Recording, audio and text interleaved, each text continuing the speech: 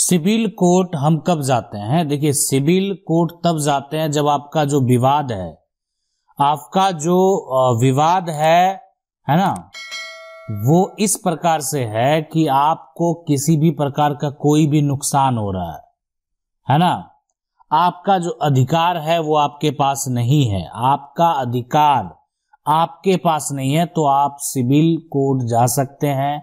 और civil court जाकर जो है, जो भी सिविल केस है, आपका जो भी अधिकार है, जो समस्या है, वो डिपेंड करता है कि आप किस धारा के अंतर्गत जो है वो केस फाइल करते हैं, वो समस्या पे निर्भर करता है। लेकिन आप जाएंगे क्यों, कब जाएंगे?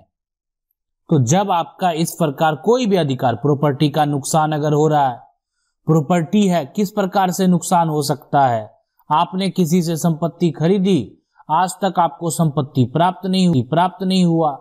आपने संपत्ति खरीदी, कागज में किसी प्रकार का त्रुटि है, समस्या अभी भी लगा हुआ है।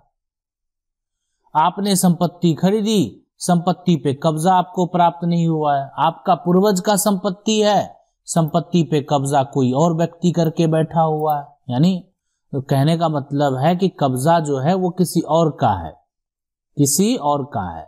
तो ये सभी समस्याएं हैं जिसको लेकर आप जो है सिविल कोर्ट जा सकते हैं, सिविल केस फाइल कर सकते हैं। अब वो डिपेंड करता है कि उसके लिए क्या कानून बनाए गए, आपका जो विवाद है उस विवाद से संबंधित क्या कानून बनाए गए हैं, उसके लिए फिर जो धाराएं होंगे उस धारा के अंतर्गत आपका केस जो है वो फाइल होगा और उस पर सुनवाई किया जाएगा। और बहुत लोगों का पारिवारिक मामला है, परिवार में आपस में किसी से बनता नहीं है, ठीक है, एक तरह से, या कोई भी ऐसा समस्या, मतलब जो पारिवारिक झगड़ा है, मामला अपराध से नहीं जुड़ा हुआ है, झगड़ा जो है, जो भी मौखिक तौर पे कोई किसी को टॉर्चर कर रहा है, तंग कर रहा है, जो भी समस्या है, तमाम समस्याएं जो है वो पारिवारिक मामले कहलाएंगे। और पारिवारिक मामले को लेकर भी आप सिविल कोर्ट जा सकते हैं, सिविल केस फाइल कर सकते हैं। और वहां पर जो है, जो एक बार आदेश होगा, उस आदेश का अगर पालन आपको करना होगा। अगर आप पालन नहीं करेंगे तो कहने का मतलब है कि आप कोर्ट का अवहेलना करेंगे, और कोर्ट के आदेश का अगर पालन आप नहीं करेंगे तो आपके खिलाफ भी कार्रवाई किया जा सकता है। मतलब फिर दोबारा कोर्ट का आदेश होगा तो फिर आप पर एक्शन लिया जा सकता है, आपको गिरफ्तार तक किया जा सकता है। तो कहीं ना कहीं कोर्ट का जो आदेश होता है उसका तो आपको पालन करना पड़ेगा। अब होता है तलाक मामला। अब अगर यानी जो है, अगर विवाह होता है तो विवाह का रिश्ता अगर सही से नहीं चल रहा है तो एक समस्या उत्पन्न हो जाता है, जहां पर आप जो है अलग हो सकते हैं, लेकिन आप मौखिक तौर पे अलग नहीं हो सकते हैं। मौखिक तौर पे अगर आप अलग होंगे तो वो अलग नहीं कहलाया, एक तरह से कहलाएगा, और आगे आप अपना रास्ता अलग अलग नहीं कर पाएंगे। तो इसीलिए जो है, यानी तलाक आपको जो है कोर्ट में आप केस फाइल करेंगे, तलाक के लिए आप अर्जी लगाएंगे, है ना, याचिका दायर करेंगे। और जब आपका तलाक हो जाएगा तो उसके बाद आपका रास्ता जो है वो अलग अलग हो गया। और उस तलाक के बाद जो भी आपके कानूनी अधिकार होंगे, मान लेते हैं एक महिला का कानूनी अधिकार जो भी होगा, उनकी पति के आय के हिसाब से उस महिला को कितना मेंटेनेंस होना चाहिए जीवन यापन करने के लिए, वो देना होगा। अगर पुरुष जो है वो दूसरी शादी करता है, अब महिला भी अगर दूसरी शादी करती है तो फिर धीरे धीरे वो जो है वो खत्म हो जाएगा। तो ये नियम है, ये कानून है। लेकिन अगर बच्चे भी हैं साथ में तो फिर बच्चे के लिए जो खर्च है वो खर्च फिर पिता को उठाना पड़ेगा।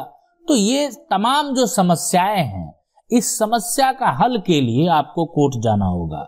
जिस प्रकार आप अपना शरीर का जो समस्या है ना, उस समस्या से आप निजात पाने के लिए क्या करते हैं, उस समस्या से हल पाने के लिए आप क्या करते हैं?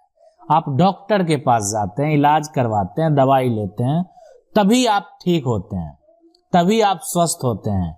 उसी प्रकार देखें, अगर किसी प्रकार का ऐसा समस्या आज हो रहे हैं मामले, बहुत सारे मामले जो है कोर्ट में हैं, भविष्य में अगर किसी प्रकार का आपका समस्या उत्पन्न होता है तो आप कैसे उस समस्या का हल करेंगे?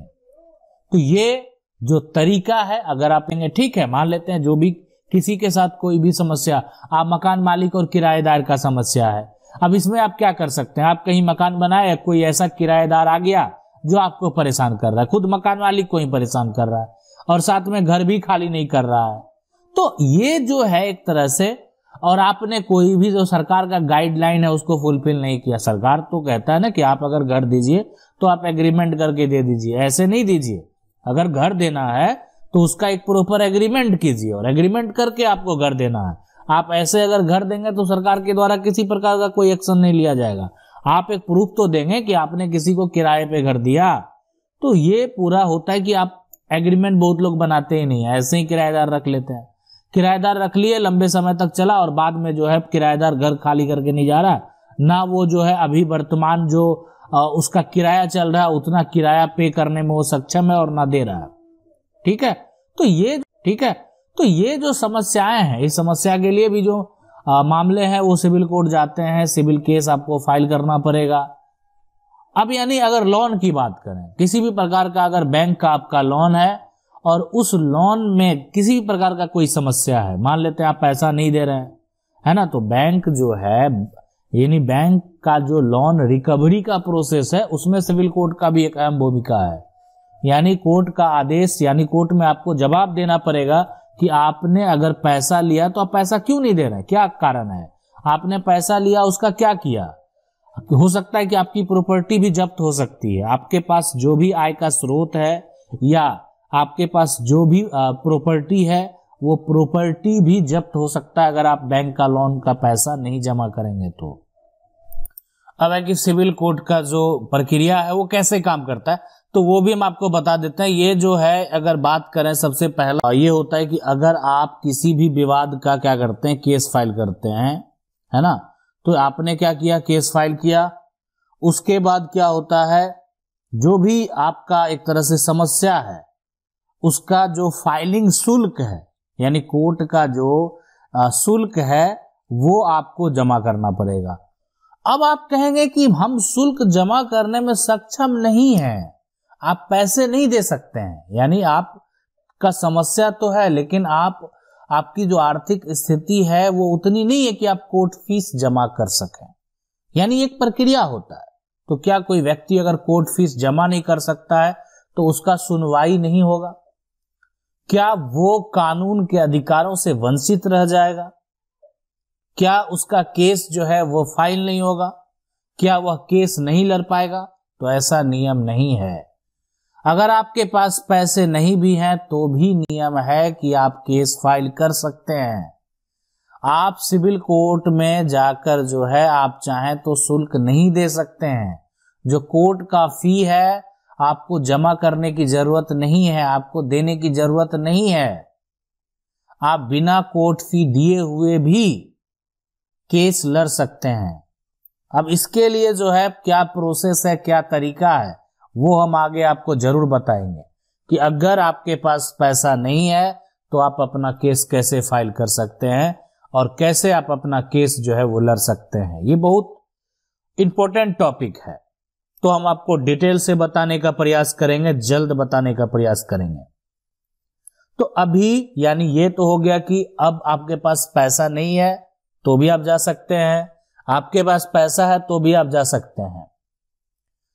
और जब आप जाएंगे आपका केस जो है वो रजिस्टर होगा तो ये उसके बाद जो आपके विपक्ष हैं, आपके जो प्रतिवादी हैं, आपके जो अगेंस्ट लड़ रहे हैं, उनको नोटिस भेजा जाएगा कोर्ट आने के लिए और वो भी अपना एक वकील रखेंगे और आपने जो आरोप लगाए उनके ऊपर, उस आरोप का वो जवाब देंगे और उनके जो वकील हैं उनके जवाब को तैयार करके कोर्ट में सबमिट करेंगे। उसके बाद देखा जाएगा कौन सही है कौन गलत है, वो तो बाद में देखा जाएगा, लेकिन ये पूरा प्रक्रिया तो किया ही जाएगा। हो सकता है कि एक तरह से जो प्रतिवादी है वही अपने जगह सही हो, या हो सकता है कि केस करने वाला जो है वही अपने जगह सही हो। तो कभी कभी ऐसे भी होते हैं कि केस करने वाला ही अपने जगह गलत होता है। सही कौन होता है, यानी जो कि प्रतिवादी है जिस पे केस किया गया वो भी कभी कभी सही होता है। ये तो होने को कुछ भी हो सकता है। तो ये पूरा प्रक्रिया होता है, यानी सिविल कोर्ट का। सिविल कोर्ट में आप इस तरह के मामले को लेकर जा सकते हैं, और भी बहुत सारे मामले हैं जिसको लेकर आप सिविल कोर्ट जा सकते हैं। आशा करते हैं वीडियो अच्छा लगा होगा। वीडियो अच्छा लगा वीडियो को लाइक जरूर कर दें। चैनल को पहली बार देख रहे हैं सब्सक्राइब करके जो बेल आइकन है उसको जरूर दबा लें। मिलते हैं अगले वीडियो में, तब तक